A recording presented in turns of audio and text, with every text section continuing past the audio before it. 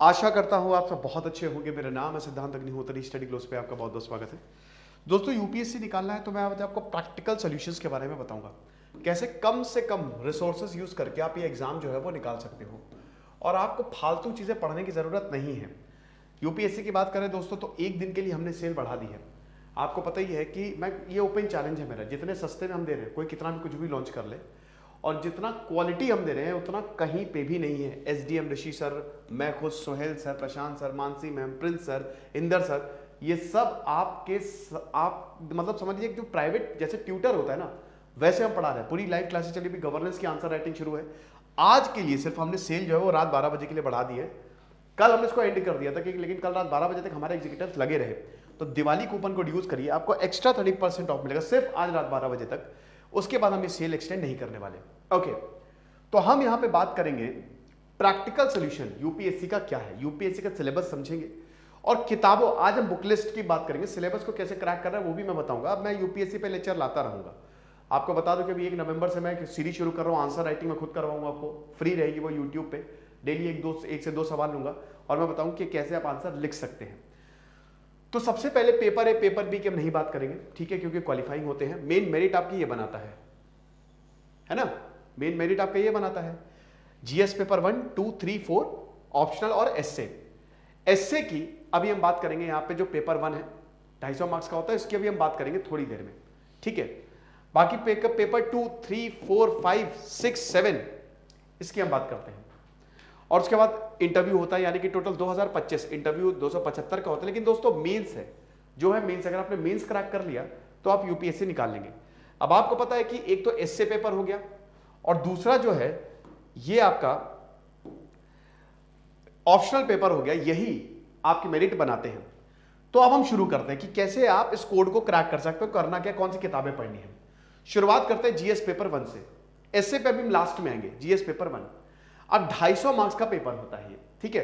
GS paper 1 में main history geography होता है। अब हिस्ट्री जो है वो आर्ट एंड कल्चर में डिवाइडेड है। अब देखिए बहुत सारी किताबें हैं, स्नेहिल त्रिपाठी है, सोनाली बंसल है, आप ये सब पढ़ सकते हैं, लेकिन आपको पीएचडी तो करनी नहीं है, आपको निकालना तो ये एग्जाम ही है ना। और एग्जाम के लिए हमको मिनिमम से मिनिमम रिसोर्स चाहिए। देखिए हिस्ट्री एक डायनेमिक सब्जेक्ट नहीं है कि स्टैटिक सब्जेक्ट है, तो हिस्ट्री बदलेगी नहीं। इस बार जो इतिहास के सवाल है, आपको पता ही है, जो सोहेल सर ऑप्शनल करा रहे हैं, जो मैं एनसीईआरटी करा रहा हूं, उससे तो आए हैं। तो हिस्ट्री जो है वो एक डायनेमिक सब्जेक्ट नहीं है। बुद्ध जो है, बुद्धिज्म उसी समय आएगा, ऐसा नहीं कि बुद्धिज्म 2010 में आ जाएगा। मॉडर्न एम्पायर की डेट एस्टैब्लिशमेंट की वही रहेगी, वो बदलेगी नहीं। अशोक ने जो किया वही रहेगा। तो एक स्टैटिक सब्जेक्ट के लिए आपको बहुत ज्यादा सोर्सेज पढ़ने की जरूरत नहीं है, पढ़ सकते हैं। क्योंकि देखिए कई बार क्या होता है ना कि सवाल किसी किताब से पूछ लिए गए, किसी एडिटोरियल से, लेकिन दोस्तों वो प्रैक्टिकल इसलिए नहीं है कि अब अगर मान लो कि 10 सवाल 10 किताब से पूछे जा रहे हैं तो आप 10 किताब पढ़ोगे, नहीं। बेस्ट है कि आप 1-2 किताब पढ़ो, लेकिन अप्रोच वैसा रखो, सारे तरीकों के सवालों के लिए तैयार रहो। सबसे पहले जो आपको किताबें पढ़नी जो मस्ट है वो है एनसीईआरटी, सबसे इंपॉर्टेंट। और आपको पता है हम एनसीईआरटी का बहुत ही शानदार कोर्स चला रहे हैं, जिसमें मॉक टेस्ट के साथ साथ पूरी आंसर राइटिंग प्रैक्टिस करवा रहे हैं। देखो भाई, अपने कोर्स को साथ साथ में लेके चलूंगा, बहुत तारीफ करने वाला, क्योंकि है बहुत बच्चे हमारे में अभी मेंस लिख रहे हैं।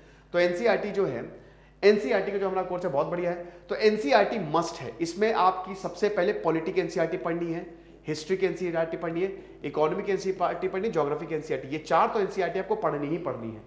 और यकीन मानिए दोस्तों, अगर आपने एनसीईआरटी पढ़ ली, समझ ली अच्छे से, 8th to 12th तक आप पढ़िए, चाहे तो 6, 7 की स्किप भी कर सकते हैं, लेकिन अगर आपने एनसीईआरटी समझ लिया, आपका आधे से ज्यादा काम हो गया, क्योंकि ये बहुत ज्यादा इंपॉर्टेंट है। सबसे पहले तो छोटी छोटी डेफिनेशंस आपको एनसीईआरटी से मिल जाती है, छोटी छोटी माइक्रो डेफिनेशंस आपको एनसीईआरटी से मिल जाएगी। और आपको पता है कि आपको 150 और 250 वर्ड्स में आंसर लिखने होते हैं, तो आपके पास ज्यादा स्कोप नहीं होता। जब आप यूपीएससी की पूरी तैयारी कर लेंगे, सिलेबस कंप्लीट कर लेंगे, तो आपके पास नॉलेज बहुत होगी, लेकिन इस नॉलेज को आपने 1-250 वर्ड्स में ही वो करना है, उसको कंसाइज करना है। तो उसमें एनसीईआरटी बहुत काम आती है। और एनसीईआरटी आपको एक बहुत अच्छा आइडिया, क्या आपको काफी, क्योंकि आप तो सीधा डायरेक्ट सवाल एनसीईआरटी से उठ के आ रहे हैं, तो इसीलिए एनसीईआरटी बहुत ज्यादा जरूरी है। तो अब हम बात करते हैं, सबसे पहले आता है आपका हिस्ट्री। हिस्ट्री में अगर हम एंशिएंट और मेडिवियल की बात करें तो इसके लिए आप ओल्ड एनसीईआरटी पढ़िए, दैट सेट। इससे ज्यादा कुछ ज्यादा पढ़ने की जरूरत नहीं है। Satish Chandra, old NCERT class 11, 12 आराम से पढ़िए। एंशिएंट और मेडाइवल आपकी खत्म हो जाएगी। एनसीईआरटी बहुत है इसके लिए, ओल्ड एनसीईआरटी क्लास 11 और 12 की, एंशिएंट और मेडाइवल के लिए। सतीश चंद्र, वैसे आप पढ़ सकते, मैंने बताया ना, क्या उपेंद्र सिंह की किताब पढ़ सकते हैं, उपेंद्र सिंह भी अच्छी है, लेकिन मैं वही बोल रहा हूं कि ये देखिए, ये टाइम जब मिले तभी पढ़े आप। अब जैसे हमने क्या किया, हमने सारी किताबों के नोट्स तैयार करके आपको दे दिए हैं, तो वो आपके लिए बहुत आसान हो गया है, प्रॉपर एकदम क्रिस्प नोट्स जो एग्जाम में पूछे जाएंगे, राइट। तो उपेंद्र सिंह जो है, उपेंद्र सिंह भी बहुत अच्छी किताब है, इग्नू की बहुत अच्छी किताबें हैं, लेकिन मैं आपको बोलूंगा कि आप एनसीईआरटी ही पढ़िए, ओल्ड, बस 11th और 12th काम हो जाएगा आपका, ठीक है। तमिलनाडु बुक्स, तमिलनाडु बोर्ड की भी बुक्स पढ़ सकते हैं, लेकिन उतने ज्यादा उसकी जरूरत एज सच नहीं है, तो that will be more than enough. अब आ जाइए मॉडर्न हिस्ट्री पे, ठीक है। मॉडर्न हिस्ट्री, मॉडर्न हिस्ट्री की बात करें दोस्तों, तो आप प्लेसी टू पार्टीशन पढ़ सकते हैं, है ना, रामचंद्र गुहा की किताब पढ़ सकते हैं, लेकिन दोस्तों मैं आपको बोलूंगा सिर्फ स्पेक्ट्रम पढ़िए बस, राजीव अहिर की स्पेक्ट्रम बहुत है, बहुत बढ़िया किताब है, बहुत ही शानदार किताब है। मॉडर्न हिस्ट्री आपकी पूरी अच्छे से कवर हो जाएगी, ओके। तो एक ही किताब पढ़िए, और एनसीईआरटी तो पढ़ ही रहे हैं, तो एनसीईआरटी में ऑलरेडी मॉडर्न हिस्ट्री कवर्ड है, स्पेक्ट्रम भी पढ़ेंगे तो और अच्छे से कवर्ड हो जाएगी, ठीक है।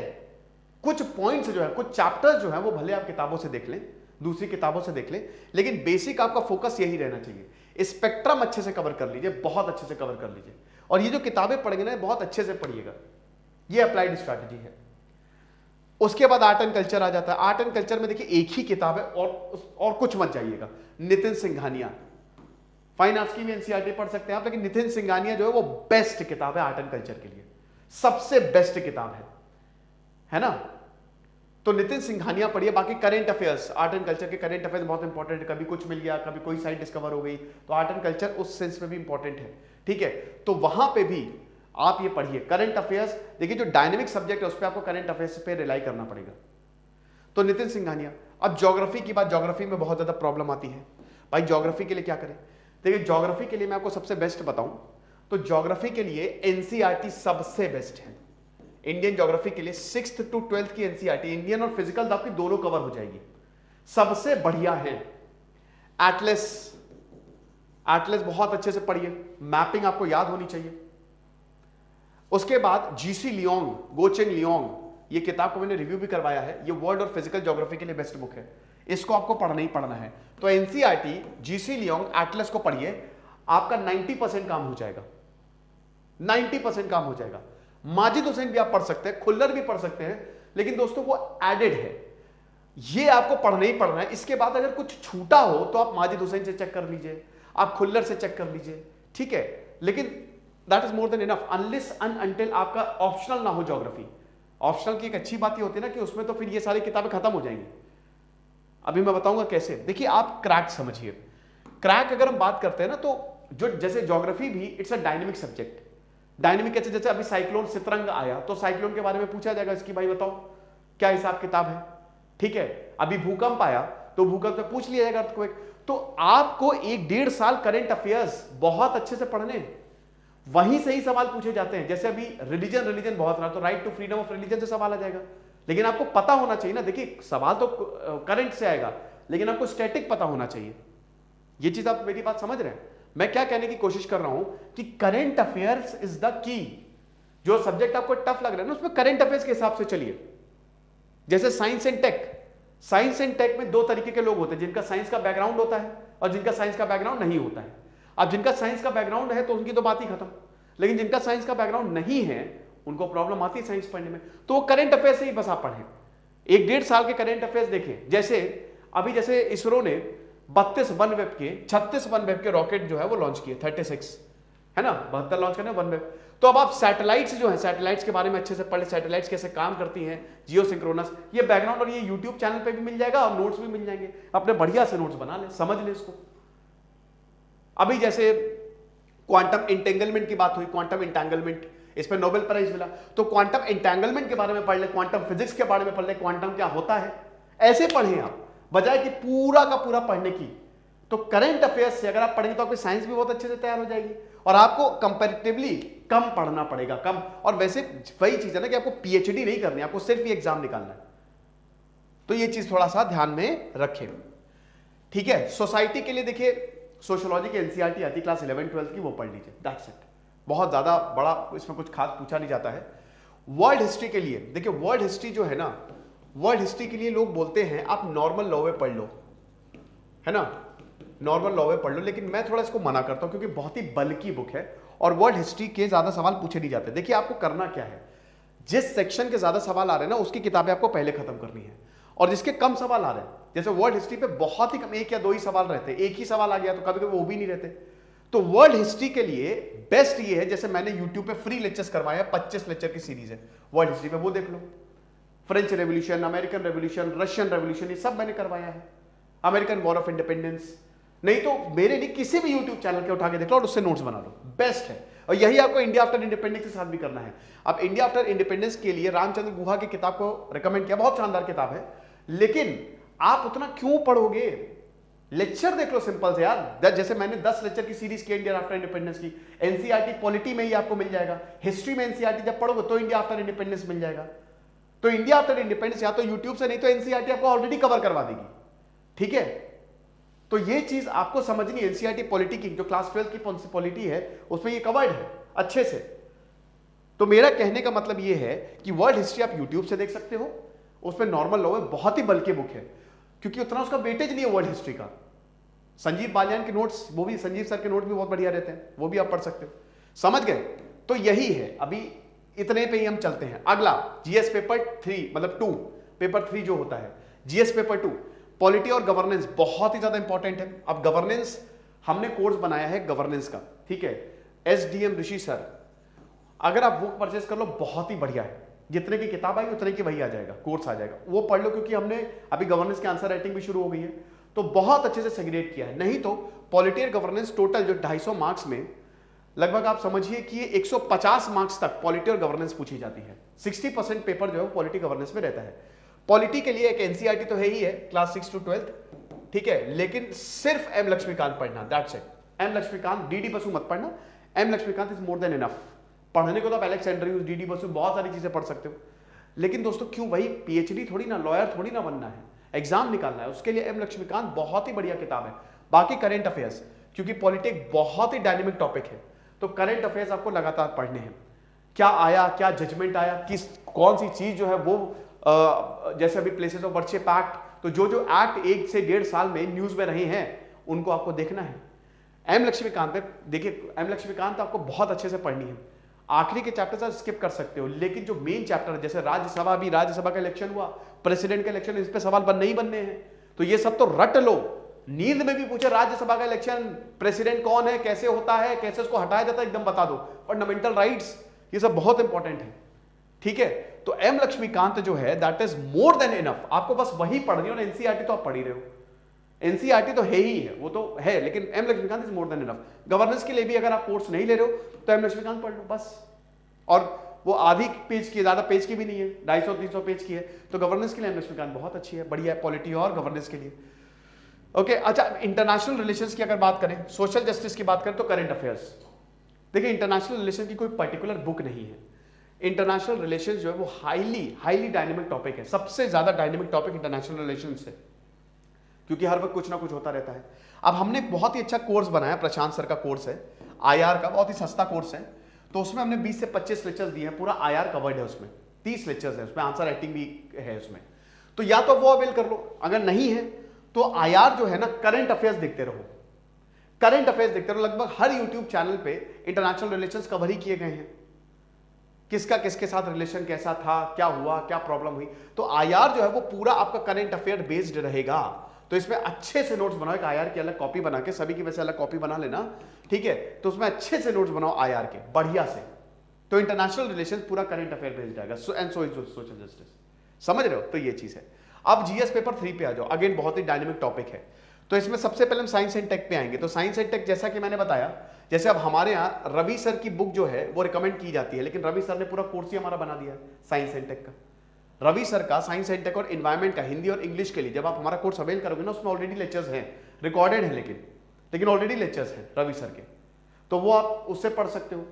नहीं तो जिनका साइंस एंड टेक, आप करंट अफेयर्स से पूरा रिलेट कर लो, just relate to current affairs, समझ रहे हो आप, तो ये चीज है।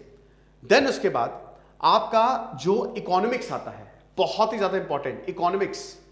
अब अगर हम इकोनॉमिक्स की बात करें तो देखिए इसमें रमेश सिंह जो है वो रिकमेंड की जाती है, लेकिन मैं थोड़ा रमेश सिंह को रिकमेंड इसलिए नहीं करता क्योंकि बहुत बल्कि बुक है, 1000 पेज की बुक है यार, बहुत बल्कि बुक है, बहुत मोटी बुक है और उसको कंप्लीट करने में बहुत टाइम लगता है। और इकोनॉमी ठीक है, इंपॉर्टेंट सब्जेक्ट है, लेकिन उसको आप करंट अफेयर से भी पढ़ सकते हो। जैसे कि अब जैसे अभी स्टॉक मार्केट का काफी रहा, तो स्टॉक मार्केट के बारे में पढ़ लो ना, बहुत सारे लेक्चर्स अवेलेबल हैं, क्या ही दिक्कत है, पढ़ लो स्टॉक मार्केट। रेपो रेट के बारे में ना, तो मॉनेटरी पॉलिसी के बारे में पढ़ लो, बहुत सारे लेक्चर्स अवेलेबल हैं। दूसरा, संजीव वर्मा पढ़िए आप, संजीव वर्मा एक बहुत अच्छी किताब है, बेसिकली रमेश सिंह की छोटी भाई संजीव वर्मा, वो आप पढ़ सकते हैं। जहां रमेश सिंह बहुत वही आपको 300-400 पेज की संजीव वर्मा, उसमें संक्षिप्त में सब कुछ बढ़िया तरीके से बताया है। हमने इकोनॉमी का कोर्स निकाला है, कुछ भी नहीं पढ़ना तो आओ हम इकोनॉमी तुमको पढ़ा दे बहुत अच्छे से। एनसीईआरटी कवर्ड है और बाकी सब कुछ और कवर्ड है, जो पूरा हमने इकोनॉमी का सेक्शन करवाया है, ठीक है। तो ये भी चीज है, तो इसमें आप संजीव वर्मा पढ़ सकते हो, एनसीईआरटी तो आपको पढ़नी है। रमेश सिंह छोड़ सकते हो, कोई दिक्कत नहीं है, और इसको भी करंट अफेयर्स बेस्ड आप कर सकते हो, करंट अफेयर्स में देख लो और कौन कौन से इंपॉर्टेंट टॉपिक है, ठीक है। तो ये चीज है। देन उसके बाद अगेन इंटरनल सिक्योरिटी और डिजास्टर मैनेजमेंट की बात करें, इसको भी आप, हालांकि किताबें हैं लेकिन पर्टिकुलर कोई किताब नहीं है। डिजास्टर मैनेजमेंट और इन्वायरमेंट, अच्छा इन्वायरमेंट बहुत इंपॉर्टेंट है। इन्वायरमेंट के लिए Shankar IAS notes, that's it, सबसे बेस्ट शंकर आईएएस, और पीएमएफ आईएएस उनकी भी बहुत अच्छा कंटेंट रहता है, तो वो भी आप देख सकते हो। Environment Shankar IAS notes is the best environment के लिए। हमारे यहाँ हमने रवि सर, जैसा कि मैंने बताया कि रवि सर के जो इन्वायरमेंट के पूरे लेक्चर्स है वो दिए हैं, लेकिन इन्वायरमेंट भी अगेन ये पूरा करंट है, ये पूरा करंट है, ठीक है, ये डायनेमिक है, तो इन्वायरमेंट भी आप करंट से देख सकते हो। क्लाइमेट चेंज, COP27, ये सब आप देख सकते हो करंट से। मैं ये बता रहा हूं कि यूपीएससी का क्रैक करने का तरीका ये स्मार्ट स्टडी, कि आप करंट अफेयर्स देख लो और करंट अफेयर्स में जो जो टॉपिक है ना उसको अच्छे से पढ़ लो, अपने आप ही आपके सब्जेक्ट तैयार हो जाएंगे। लेकिन सब सब्जेक्ट में आप ऐसा नहीं कर सकते, जैसे हिस्ट्री आपको पढ़नी पड़ेगी, इकोनॉमी आपको, पॉलिटी आपको पढ़नी पड़ेगी, ठीक है। एथिक्स में दोस्तों ऋषि सर जो हमारे हैं उन्होंने 100 से ऊपर लेक्चर्स लिए हैं, और इस बार जो एथिक्स का एज इट इज पूरा का पूरा मेंस का पेपर हमारे उससे उठ के आ गया था। तो मैं आपको रिकमेंड करूंगा कि अगर एथिक्स का आप हमारा कोर्स लें तो बेस्ट है, ठीक है। बहुत ही अच्छे से एसडीएम है ऋषि सर, ठीक है, ऋषि सुधांशु पांडे, तो बहुत अच्छे से उन्होंने पढ़ाया है, मतलब एक एक चीज उन्होंने कवर की। नहीं तो आप लेक्सिकॉन ले लो, देखो आप सेल्फ स्टडी भी कर सकते हो, कोई प्रॉब्लम नहीं है, ठीक है, कोई भी दिक्कत नहीं है यार। सेल्फ स्टडी से भी लोग निकालते ही है सेल्फ स्टडी से। कोचिंग तो एक बस आइडिया देने के लिए है, लेकिन एक्चुअल में तो सेल्फ स्टडी इंपॉर्टेंट है। आप नहीं करोगे, नहीं पढ़ोगे तो कोई फायदा नहीं है। तो लेक्सिकॉन एक बहुत अच्छी किताब है, एथिक्स के लिए वही आती है, और भी है, लेकिन मैंने बताया ना कंटेंट बढ़ाने से कोई फायदा नहीं है। आप इसको कम रखिए, थोड़ा रखिए, और करंट अफेयर्स पे ज्यादा फोकस करिए, और जितना पढ़ना उसको बहुत ही सॉलिड पढ़िए, अप्लाई करने की कोशिश करिए, सोचिए कितने सवाल बन सकते हैं, कैसे कैसे सवाल बन सकते हैं। उसके बाद आता है सबसे इंपॉर्टेंट ऑप्शनल, ठीक है। ऑप्शनल में 2 पेपर होते हैं, पेपर 1, 2, टोटल 500 मार्क्स का होता है ऑप्शनल, बहुत ही ज्यादा जरूरी है ये। अब अगर हम ऑप्शनल की बात करें तो यार जो ऑप्शनल है उसमें मैं ये बोलूंगा कि आप सब कुछ जीएस पेपर 1, 2, 3, 4 सब आप जो है वो खुद से भी कर सकते हो, कोई इशू नहीं है, सेल्फ स्टडी कर लो, लेकिन ऑप्शनल के लिए कोर्स ले लेना। जैसे हमने पीएसआईआर और हिस्ट्री का कोर्स निकाला है, तो अगर आपका हिस्ट्री, तो सोहेल सर इस बार हमने विद प्रूफ दिखाया था कि पूरे सवाल ही फंस गए, तो हिस्ट्री बहुत अच्छे से सोहेल सर पढ़ा रहे हैं। लेकिन दोस्तों अगर आप हमारा नहीं ले रहे हो तो किसी और का ले लो, नहीं तो एक दिन दिल्ली निकलो, नोट्स ले आओ ऑप्शनल के, जाके नोट्स ले आओ, कोई प्रॉब्लम नहीं है। एक दिन दिल्ली निकलो, ऑप्शनल के सारे नोट्स खरीद लो, जो भी आपका ऑप्शनल सब्जेक्ट है उसमें आपकी बढ़िया तैयारी हो जाएगी। तो ये आपका ये पेपर, जो पेपर 1, पेपर 2 ऑप्शनल सब्जेक्ट के लिए, ये आपका क्लियर पूरा हो जाएगा। अब मैं इसलिए कह रहा हूं कोर्स खरीद लो, क्योंकि देखो ऑप्शनल में क्या होता है ना, अगर आप कोर्स नहीं खरीदोगे, चलो किताबें खरीद लो, लेकिन फिर 10 चीज के लिए 10 किताबें खरीदनी पड़ेंगी, क्योंकि ऑप्शनल का सिलेबस जो है ना वो ऐसे बिखरा हुआ है। सिलेबस मतलब है किताबें बिखरी हुई, कि कुछ आपको कुछ एक किताब से, कुछ एक किताब से, कुछ तीसरी किताब से, कुछ चौथी किताब से, तो जितने की किताब खरीदोगे उतने का तो आपका कोर्स ही आ जाएगा कोई ना कोई। दूसरा पॉइंट ये है कि देखो इसमें टाइम लग जाएगा, बहुत ज्यादा टाइम लग जाएगा। जहां आपको, जैसे हम ऑप्शनल 3 महीने में करा देंगे, 2-3 महीने में बहुत बढ़िया तरीके से, वहीं आपको 6 महीने लग जाएंगे। तो ऑप्शनल का भले आप सब सेल्फ स्टडी कर लो, लेकिन ऑप्शनल जो है उसकी आप कोर्स खरीद लेना, नोट्स खरीद लेना, सबसे बेस्ट जाके दिल्ली में नोट्स खरीद लो, तो वो बेस्ट होगा। तो ये आपको स्ट्रैटेजी से चलना है, तब जाके आपका यूपीएससी बहुत ही बढ़िया तरीके से निकलेगा। ठीक है, और आप मेरिट में आओगे। याद रखना कि भले ही 10 लाख लोग यूपीएससी का एग्जाम भरें, लेकिन जो सीरियस है ना वो 30,000 ही होते हैं, 30 से 40,000 से ज्यादा नहीं। तो आपके चांसेस बहुत अच्छे हैं। ये बात थी मेंस की कि मेंस को हम कैसे कवर करेंगे। अब हम बात करेंगे अगली बार जब हम बात करेंगे तो हम बात करेंगे प्रीलिम्स की, कि प्रीलिम्स के लिए कौन कौन सी किताबें जरूरी हैं। अच्छा, एसए की मैं बात करना भूल गया। देखिए एसए भी हमने हम एसए का बहुत जल्द कोर्स, क्योंकि वो रिकॉर्डेड हो गया है, वो हम निकालने वाले हैं। लेकिन एसए के लिए जब आप इतना पढ़ लोगे ना तो अपने आप एसए आप कवर कर लोगे। इतना पढ़ लोगे, इतना कुछ कवर करने के बाद, सिलेबस कवर होने के बाद आपका एसए अपने आप हो जाएगा। ठीक है, और आपको एक और चीज बता दूं कि एसए के लिए आप जो टॉपर्स हैं उनके नोट्स को फॉलो करिए, उन्होंने एसए कैसे लिखा है। तो ये बहुत ज्यादा इंपॉर्टेंट है, यूपीएससी को निकालना है। स्मार्ट स्टडी करो, बहुत ज्यादा हमको कंटेंट बढ़ाने की, सिलेबस बढ़ाने की, या मतलब सिलेबस नहीं, मतलब बहुत ज्यादा मटेरियल बढ़ाने की सच आवश्यकता नहीं है। लिमिटेड रिसोर्सेज रखो, बढ़िया से उसको पढ़ो, 4-5 बार रिवाइज करो। पांचवी बार जब रिवाइज करोगे तो अपने आप दिमाग में बैठ जाएगा, कभी नहीं बोलोगे, और इस एग्जाम को निकालोगे। तो आई होप आप समझोगे। और जैसा कि हमने बताया यूपीएससी हमारे सबसे बेस्ट कोर्स है, तो दिवाली कूपन कोड यूज करेंगे हम आपको और आपका काम आसान कर देंगे। 30% एक्स्ट्रा 30% आपको ऑफ मिलेगा। Thank you so much.